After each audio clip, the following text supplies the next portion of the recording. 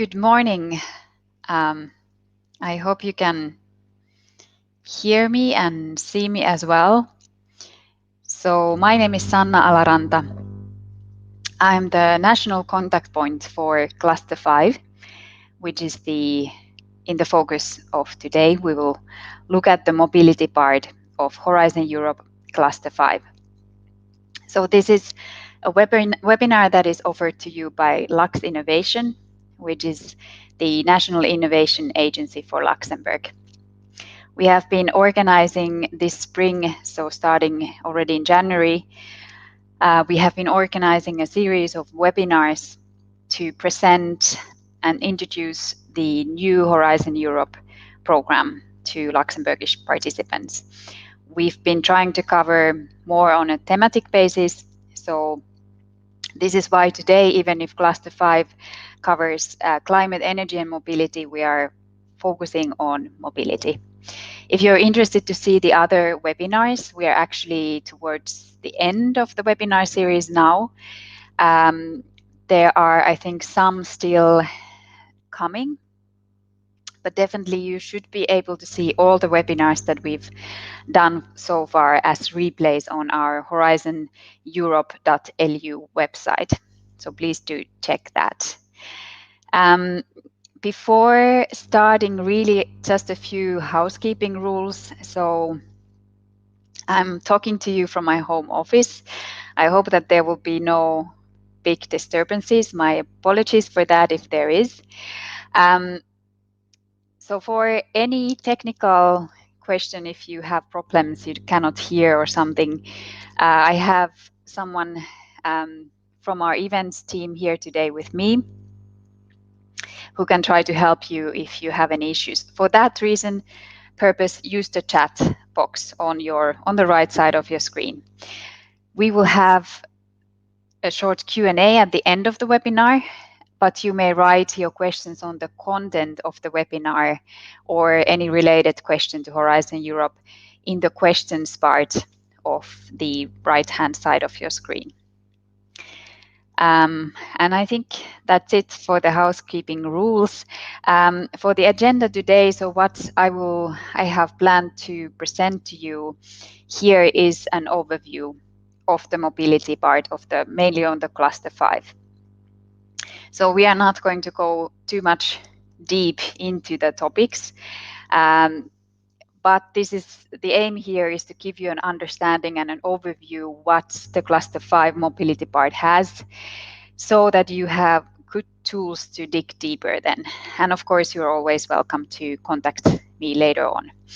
And here, so 2 disclaimers. Myself, I have only recently started as the mobility NCP.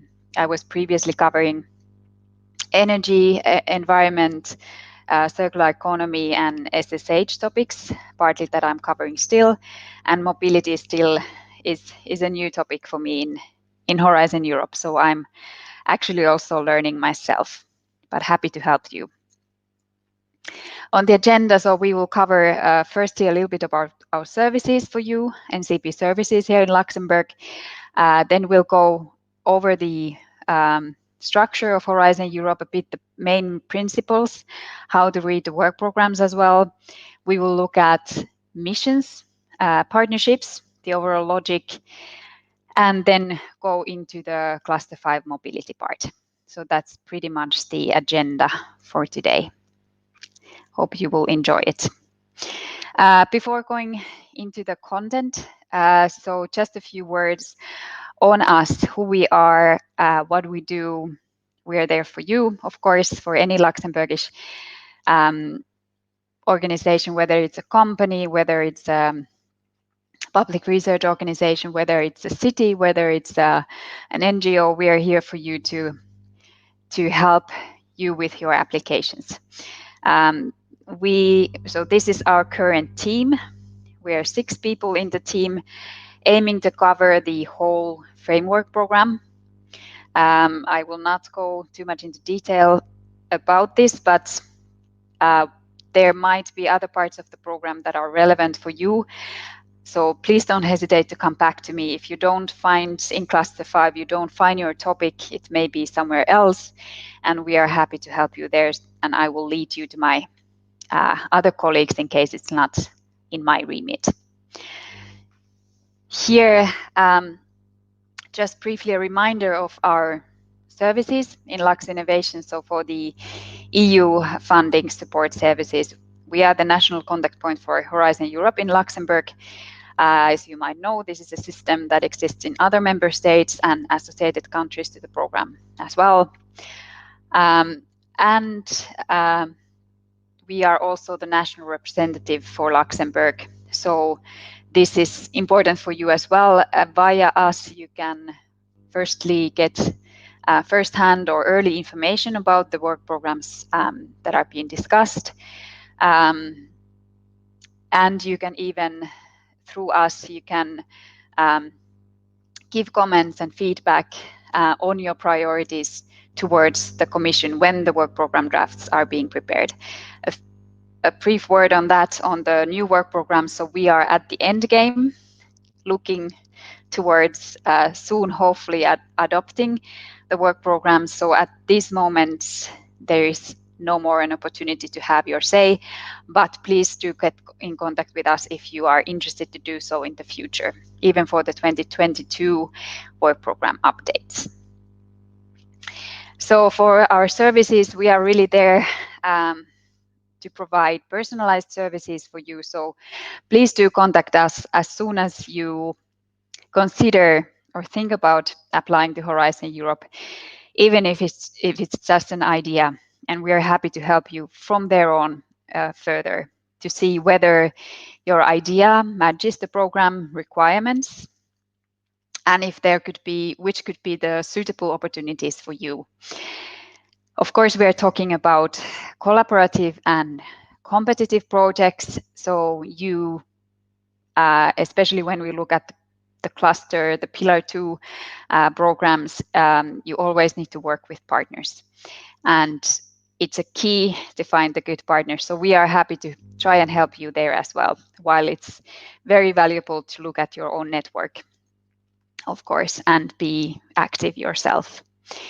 Then we, of course, provide any support, whatever it may be, on the when you're writing your proposals. If you have issues with the submission or any technicalities, we offer these kind of information sessions. Normally, we've been doing it on site, but now it's all online, of course. And we can organize trainings also on the basis of the needs and the wishes that you may have. What is very important is that we also offer critical proposal review, not so much on the scientific technological content where we might not be the experts, but more on how to write a good proposal. We've read quite a few, so we know what a good proposal looks like, if the right things are in the right places, and if you're responding to what the Commission is expecting and knowing a bit more of the backgrounds of the whole program and the topic, we can give you valuable tips there, and we try to be as critical as possible. And of course, we can also then provide some support after you have received your grants. So in the grant agreement preparations or even during your project. Moving on to Horizon Europe overview, with the risk that this might be something you have heard already, please do check if you're interested to learn more about the overall program and the priorities and the goals. Do check our launch event from 1st of December, which should be found on our website. We had some interesting speakers there, so it might be worthwhile for you. But going to the Horizon Europe, this is probably something you have seen, what you know. So we are talking about an evolution, not a revolution. So it looks pretty much similar as Horizon 2020, the predecessor program of 7 years. There are some places have moved around, some parts have moved around. Pillar 3 and Pillar 2 have changed places, for instance. And yeah, otherwise it's pretty much similar. We are, of course, today focusing on the pillar 2, where you have 6 different clusters, and we are focusing on the cluster 5, which is climate, energy, and mobility. That is a novelty that climate, energy, and mobility has been put together. Previously, they were in separate programs. And the logic here is that with this green and digital transformation that we are very much focusing on in the Horizon Europe program, these topics are becoming more and more interlinked and should be seen in a one program. But here I also wanted to say that you might find for mobility related questions and challenges topics, you can find them elsewhere in the program as well.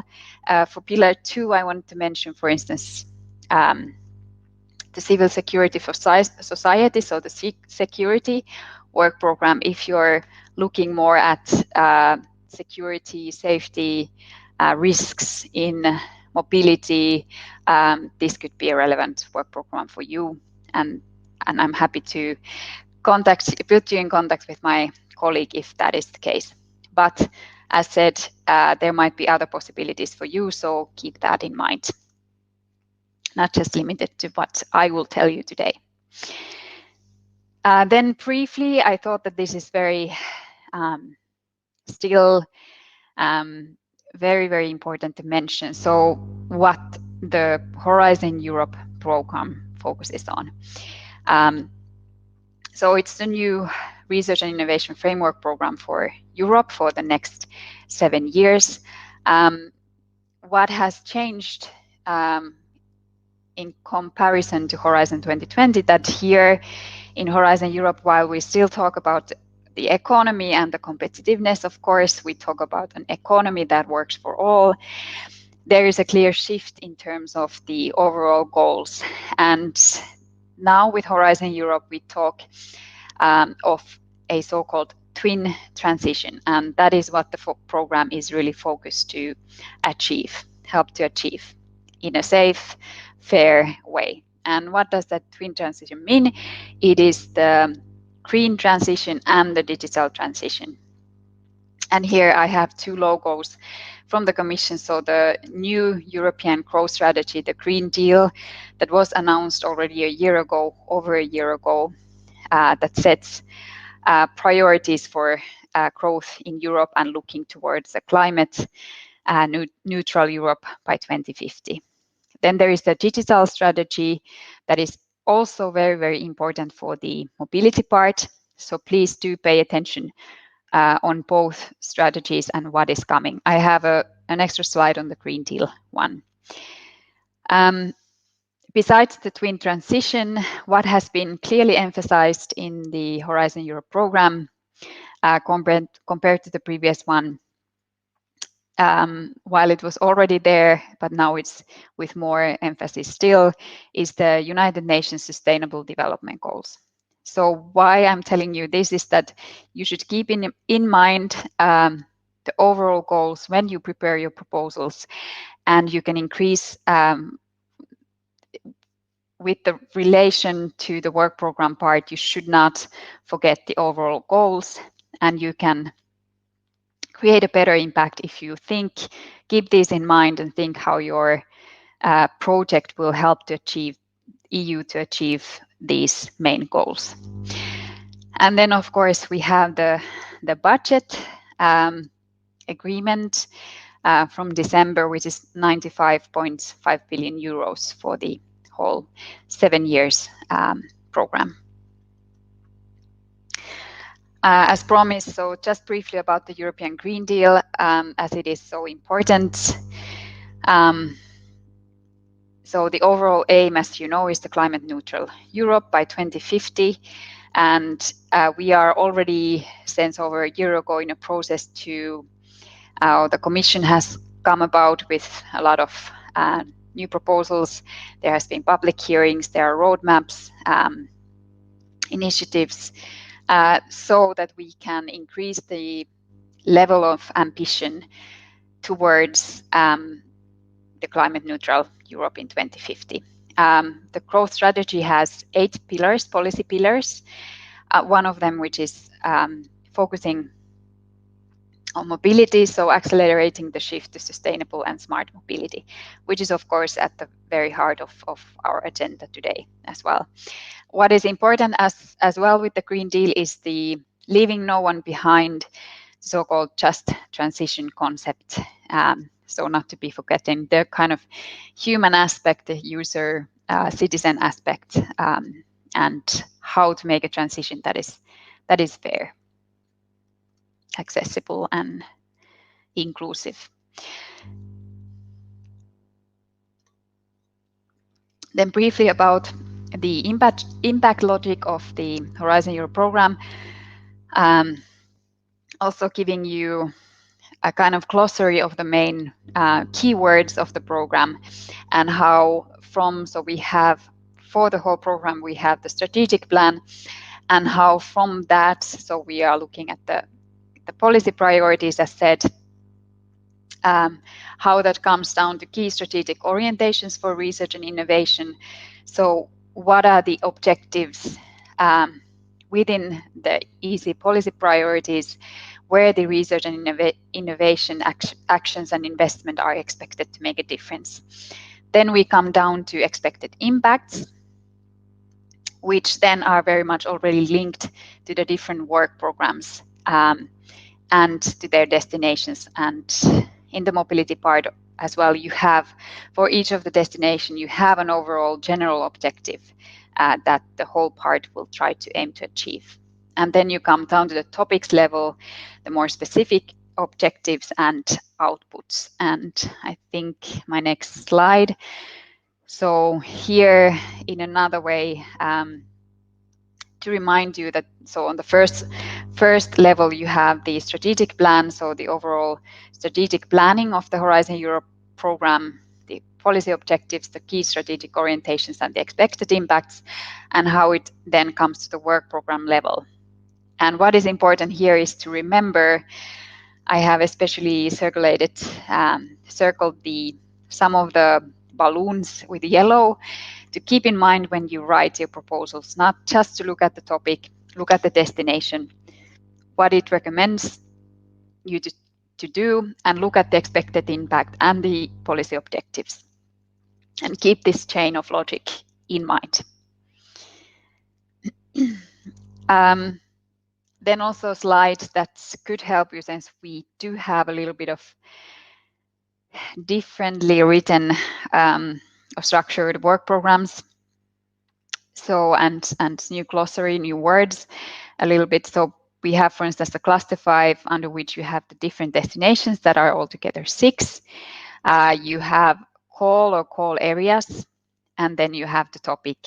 And the topics are constructed so that you have the topics title, the conditions, so the budget and the TRL levels, for instance. And then you have expected outcome as the first thing, and then scope. So this is a little bit different from if you're familiar with Horizon 2020. And the scope would then include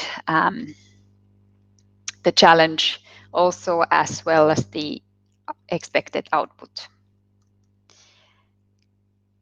Just a moment. Okay.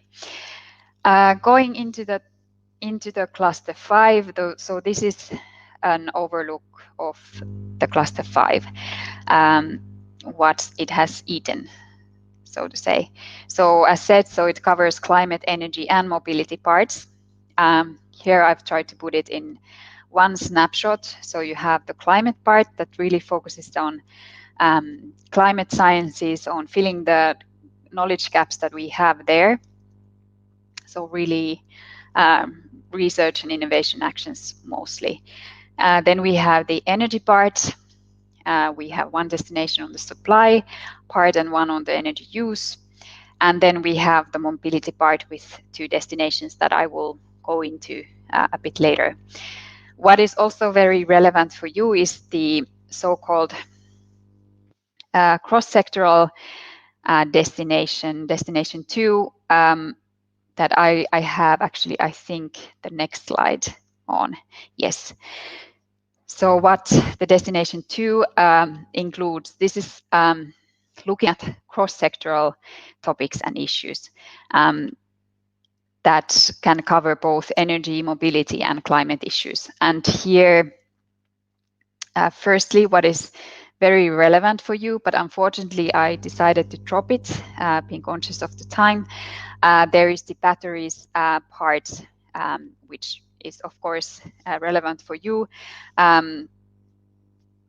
because it looks at zero emission mobility as well, and the whole European industrial battery value chain for stationary applications and e-mobility. There is a partnership on batteries as well.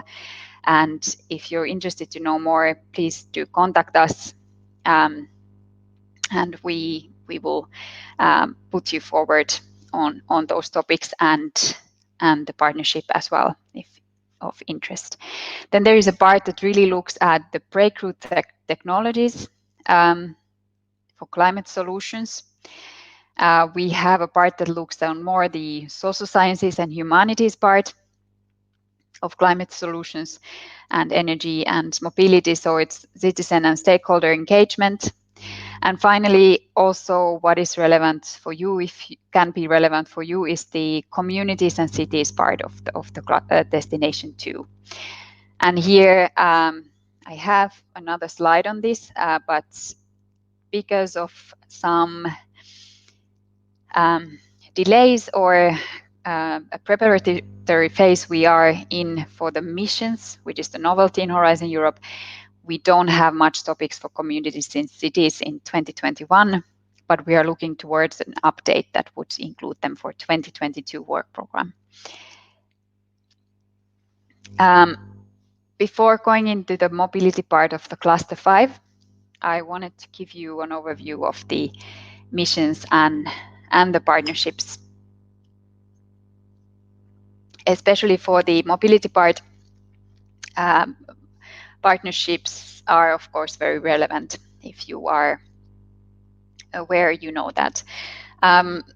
Here, this slide aims to demonstrate the relationship between the different clusters and the missions and the partnerships. So the missions and the partnerships are mostly inside the clusters, or are always connected to the clusters. The missions are the new the novelty of the Horizon Europe program. They are supposed to be this very relevant for the society, clearly targeted, time-framed, ambitious but realistic objectives that are very relevant for the society and our world today. You have 5 missions. You should see them on the slide. So you have one focusing on healthy oceans and inland waters. You have one focusing on climate resilient and smart cities, one on healthy soils, one on curing cancer, and one on climate adaptation. Of course, the relevance here for you is, for instance, the cities one, and I have a few words on that. Then we have, and the missions are entirely inside the clusters. The EU partnerships are, while they are not a new element, they have changed a bit in Horizon Europe. They are very important, so keep them in mind. And I will have other slides on the partnerships as well. Here you can see the budget within the Pillar 2. So this also shows you how important, for instance, the partnerships are. So up to 50% of the Pillar 2 total budget can go, so that's the maximum threshold, can go to partnerships. And for the missions, up to 10% during the first 3 years can go to the missions, to implementing the missions. For missions, especially for the Cluster 5 and for the mobility related topics as well, we are now in a preparatory phase, as mentioned, of all the missions actually. This preparatory phase is aimed to bring the missions to be ready to be implemented within the work programs. For the mission on cities, As said, the cross-cutting topics on cities and communities has been put on hold due to this preparatory phase, and we are looking for the update then. And there is, of course, relevance for the mobility, and if you're interested, please do contact us. We can discuss your priorities, what you're interested in, and then see towards, as soon as possible, some information on the 2022 update. Here I've listed a few topics that were in the discussion in the first drafts of the work program that have since disappeared, if you've seen the latest draft version. I will not spend too much time on this anymore. Hope that was clear. If not, you're always welcome to contact us again. Then for Horizon Europe partnerships, as said, they are not a new element, but what has happened is that the approach has been streamlined. And to clarify for applicants the approach, and that it's clearer and easier to understand. So now we're talking only 3 different types of partnerships. We have the co-funded ones, which are partnerships with usually member states, research funding agencies or ministries. Then we have the institutionalized ones that need legal base and dedicated structures. And we have the co-programmed European partnerships where you can have either public or private or both stakeholders involved in the partnership. We have also much less of partnerships than before. So from 120 to 49 partnerships. And the aim here is, of course, to create more impact, have less partnerships, but with more funding and therefore more impact. Moving forward, and here just to show you that you will find the co-funded and the co-programmed European partnerships under the clusters work programs, while the institutionalized ones have their own work programs and yearly work programs and topics. And on this slide, it's a very busy slide because it has all the 49 different partnerships of the program, and you can see all the climate, energy, and mobility ones highlighted or framed by the yellow color. As said, there is very many partnerships that deal with mobility. So it's an important tool for you, the partnerships. Here I have again the partnerships that I wanted to highlight with high relevance for mobility. I have in red the ones that are institutionalized ones, then in blue the ones that are co-programmed, and finally we have the driving urban transformation that is supposed to be co-funded one. Here what I wanted to say is so that I will not cover the partnerships in more detail. They will be mentioned when I cover the cluster 5 mobility part, the 2 destinations. However, if you're interested to know more, you can normally find at least a draft strategic research and innovation agendas for each of the partnerships, so which gives you an idea where the priorities and the focuses are of the specific partnership. You can normally also find information on possibly the members who are involved in the different partnerships, and it's of course can be an idea for you as well to try and join the co-programmed or institutionalized partnerships. And I think, yes, I have a slide on it as well. So why you should possibly consider joining a partnership if it's in line with your priorities and there is interest in the specific partnership. What you can, of course, there are requirements for the members as well, and there are normally fees as well to join. But what you can expect to get is that you, of course, enter into the network, the membership, and you are able to contribute to the work of defining the research and innovation priorities for the topic, for the partnership for the next years. So the drafting and updating of the strategic research and innovation agenda of the partnership. You can also be part of the work to provide concrete inputs on the Horizon Europe work program, and you get, of course, early information on what is coming. Very importantly, you can network with the key actors of the sector and participate in the different activities that the partnership may have. So this can be different matchmaking activities, different supports, documents, roadmaps, drafting for specific research fields, and coordination with other relevant initiatives.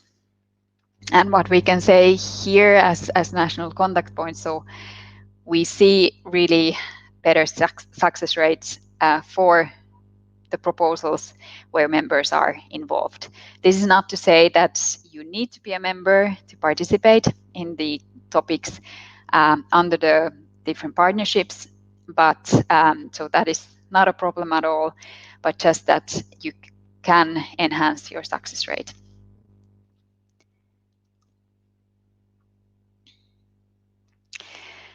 Then, as promised, going into the mobility part. Sorry.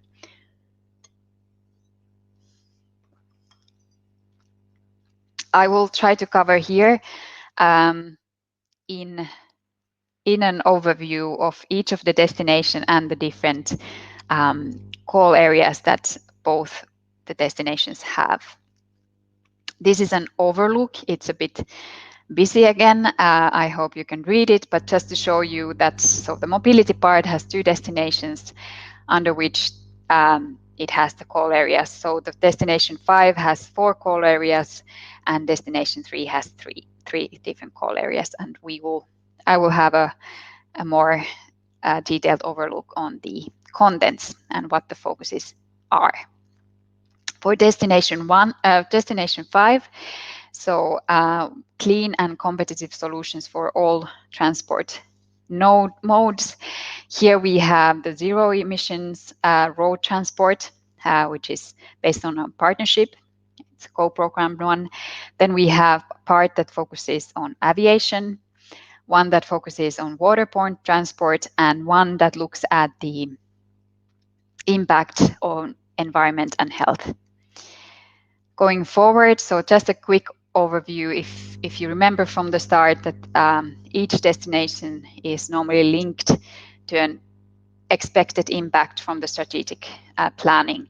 So the expected impact is that the impact that the whole destination is aiming to achieve. So here we're talking about going towards climate neutrality and environmentally friendly mobility through clean solutions across all transport modes, while we also want to, of course, increase global competitiveness of the EU transport sector. Here in the little table, you should see the overall planned calls and budgets per years and the deadlines. To remind you here that there might be some changes. We still haven't adopted the work program, and especially for 2022. But this is roughly what we're talking now, the indicative budgets and the deadlines. As you can see, if everything stands, the first deadline is very early. So please do contact us for more details on the topics. So going first, if you remember, the first call area was the zero emission road transport. So this part is focusing on or building on the vision and aiming to achieve the vision of the 2.0 partnership, which is, so you can see the little picture above my text. So it's a new partnership, but building on previous ones, which have been the green green vehicles, and now we have the 2.0 partnership, which is looking more at system approach than before. Of course, supporting the carbon neutral EU and including all type of road vehicles, and looking more than before at the previous partnerships at interconnection and interoperability aspects. So here I have listed the main focuses of this part. So we are looking at accelerating the uptake of zero tailpipe emission that are affordable and user-centric. We are looking at better user acceptance, better air quality, and promoting the principles of circular economy.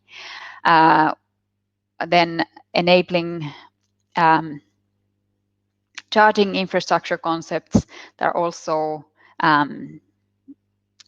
easy, accessible, or looking at the user aspect, and technologies with vehicle grid interactions.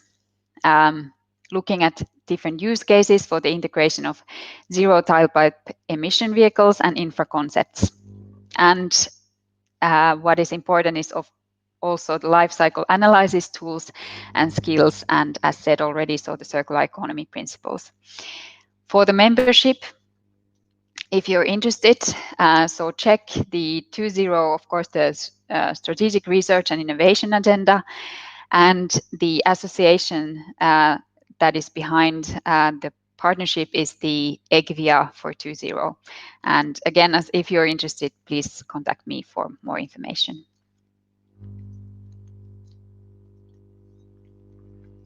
Going to the aviation part of the Destination 5. So here you have actually 3 streams of activities for the aviation part. You might remember that we have the partnership on clean aviation, which focuses on accelerating climate neutral aviation technologies, so looking for TRL 4 and higher. And then we have the integrated air traffic management partnership, which focuses on the demand for using the European sky. And here, the topics that are under the Cluster 5 work program are then more focused on the transformative low TRL technologies, the pre-competitive fundamental aviation research and technologies. You can see the main impact that we are looking for in this aviation part. So of course, the CO2 emissions reduction, the disruptive technologies entering into service by 2035 as well as 2050, based on new energy carriers, hybrid electric architectures, next generation of ultra-high efficient engines, and new aircraft configurations. Then we are looking to impact or have with the projects with this part, lower local air pollution and noise pollution, and of course supporting the competitiveness of the sector and the passenger protection, safety, resilience issues. Sorry for running through. I see that my time is running. Moving forward, so the waterborne part of the Destination 5, it looks into following the higher ambitions that we have in the European Union and EU showing the leadership in this sector. And this part is also very much building on the zero emission waterborne transport partnership. So most of the topics are linked to that partnership. Here, again, please contact us for more information if you're even interested to join the partnership. Maybe I will not go too much into detail, so you see the main focus is there. You should consider the port infrastructure, inland waterways that have not been forgotten, but they are very much there as well. We are looking at how to eliminate pollution to air and water, and how to integrate the maritime and inland shipping into the more wider logistic chains. and fully automated shipping and efficient connectivity. And this part should very much focus on the digitalization of the sector and, of course, the competitiveness. Then moving forward, the last part of the Destination 5, which really looks at the impact of transport on environment and human health. And here I would like to remind you that especially for the human health part, if you are interested in this, you could also check the Cluster 1 under Pillar 2, the health work program. But here the challenges are of course that we, according to WHO, pollution, traffic noise,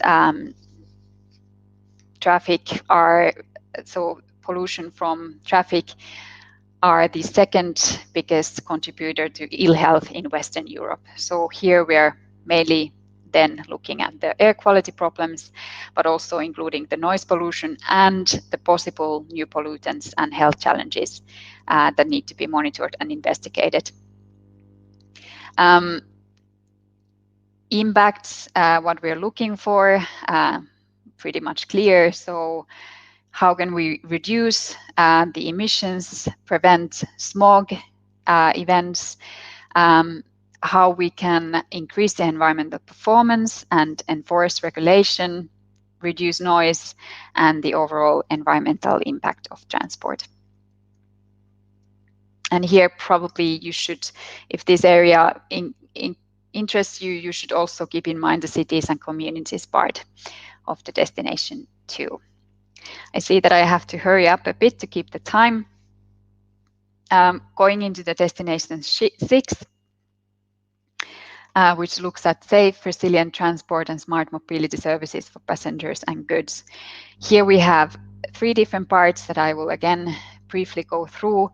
So you have connected, cooperated and automated mobility. You have multimodal and sustainable transport systems, and you have safety and resilience part. Destination 6 again is focusing on one overall expected impact from the strategic planning. So how to deliver safe, seamless, smart, inclusive, resilient and sustainable mobility systems for people and goods, thanks to user-centric technologies and services, including digital technologies and advanced satellite navigation services. We have the challenge that we need this transformation, as said, but we have aging and not always sustainable transport infrastructure that needs to be prepared for enabling cleaner and smarter operations. And here the safety aspect is very, very important, of course, and it supports the 3 safety pillars, which is technologies, regulations, and human factors. As with Destination 5, you see the table here below that gives you the overall, the budgets, indicative budgets, and the indicative deadlines as well. And by the way, all the call topics are single stage, so we have no 2-stage call topics for mobility. Going forward, so the CCAM, connected, cooperative and automated mobility. So this is also based on a co-program partnership called CCAM, and most of the topics here are on the basis of this partnership. So what we are looking at is new mobility concepts for passengers and goods that would lead to healthier, safer, more accessible, sustainable, cost-effective and demand-responsive transport everywhere. And we are looking from going from driver-centered to mobility user-oriented approach. Focuses on road transport, but the interfaces and interactions with other modes are considered. What is important is to keep in mind documentation fully and in a transparent manner, and replicability, increasing adoption, upscaling, as well as assisting in future planning and EU national policy making, and also increasing citizen buy-in. And here, what is relevant as well is the science and society relationship. So consider the public and private cooperations, and including the NGOs, for instance, civil society, and also researchers from the social sciences and humanities. Going forward to the part which deals with multimodal and sustainable transport systems for passengers and goods. So this focuses on the multimodal and sustainable transport systems that are our backbone for efficient mobility of passengers and freight. In particular, the areas of infrastructure, logistics, and network traffic management have a major role of making mobility and transport climate neutral, and digitalization of the sectors is very important as well. Here, reducing external costs, so traffic, congestion, air pollution of freight transport, and optimize system-wide network efficiency and resilience. And we are looking at governance and innovation, and how to have a better local and regional capacity in that in urban mobility and logistics. Sorry, rushing through. Finally, the safety and resilience part, which looks at per transport mode, and across all transport modes on the safety and resilience aspects. So safety is, of course, a primary concern for any transport system. We have some ambitious targets by the European Union. You can also go deeper into detail yourself. What is important to consider here is to look at or keep in mind the impact of COVID-19 crisis, what can be also learned from that. And here a reminder of the 3 pillars of safety and resilience. So we are looking at technologies, regulations, and the human factors. And the approach is risk-based and systemic, and looking at synergies across EU, national, local levels, and of research. And here there are specific impacts per the different transport modes. So you have urban areas, road transport, waterborne, and aviation that you should keep in mind specifically. I hope you're still with me, and that was not rushing through too fast or too slow. That's actually covering the whole content, and I think we have a little bit of time. If you have any questions, please do write your questions in the questions part. Before that, so you've seen the indicative deadline. So start early. So now is the time to start for 2021, and why not 2022 topics as well. As said before, do contact us early to discuss with us your ideas and the opportunities to see how we can help. If there might be other opportunities that you might not have considered.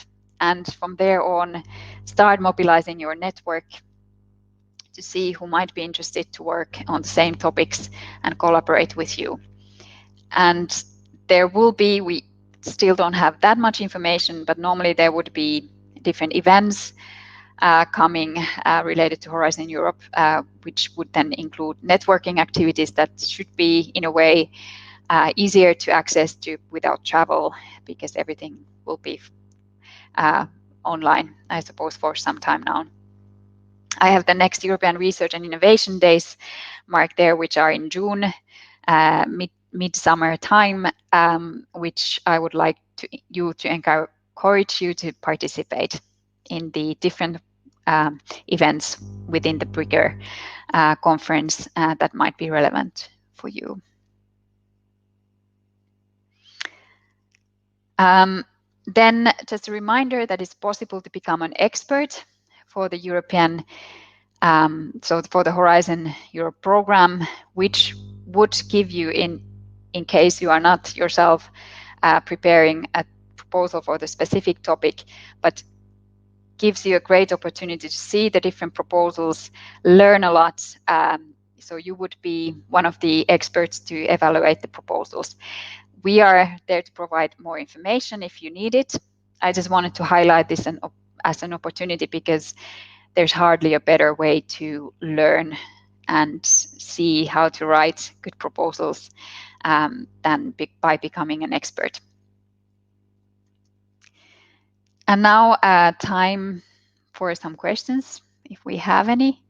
We have still some time. I don't see any questions in the questions part. I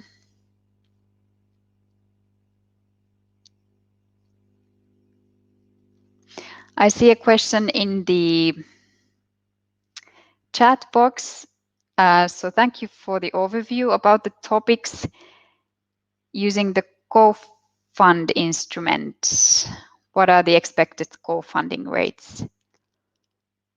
I wonder if you mean the partnerships, the co-funded partnerships. Here we didn't really go too much into detail, the co-funded partnerships. I wonder if you can confirm if that is what you mean. Normally for the co-funded partnerships. So we had the co-programmed ones, institutionalized one, and co-funded ones. And normally they would, for the co-funded ones, I'm not entirely sure. Co-programmed ones, they should be as similar as in Horizon Europe in general. So the research and innovation actions would be 100% covered. Innovation actions 70% covered for private for-profit organizations, but 100% for all. There was a discussion for the co-programmed ones if the co-funding or the funding rate would be 60%. However, I haven't heard the latest news, but probably that will not in the end take place. I don't know if that was what you meant. Sorry, not to be more clear than that. If you have any additional questions, you can also come back by email clarification. Okay, but normally, yeah, it should follow the same rules as for the institutionalized ones as well. If there are no more questions,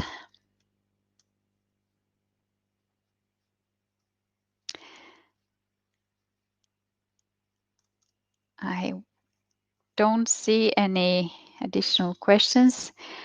Don't forget to subscribe to our newsletter on Horizon Europe. And as said, check the other webinars.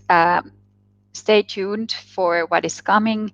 We will inform you once we know also about different events, trainings, info sessions, Progress events on the Horizon different parts of the program from the Commission that are coming or other organizations. But if no further questions, I hope you enjoyed this webinar. Please do contact me and I'm happy to help you further. And I wish you a lovely day.